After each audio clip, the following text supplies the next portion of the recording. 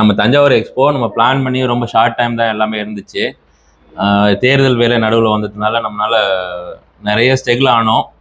Still நாங்கள் focus பண்ண முடியாதோன்னு கவலைப்பட்டுட்டு இருந்த நேரத்தில் இப்போ நமக்கு நல்ல வரவேற்பு வந்திருக்கு. நிறையவே டோக்கன்ஸ் இஷ்யூ பண்ணியிருக்காங்க.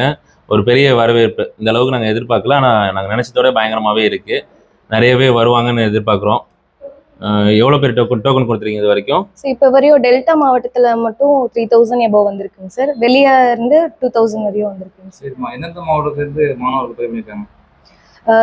மதுரை, திண்டுக்கல், திருவாரூர், அயலூர்.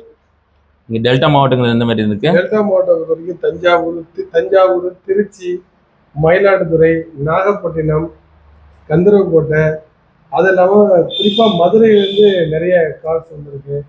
அரியலூர், டெல்டா மாவட்டத்தை தாண்டிய மாவட்டங்களுக்கும் நமக்கு நல்ல கால்ஸ் வந்திருக்கு, நல்ல ரெஸ்பான்ஸ் வந்திருக்கு.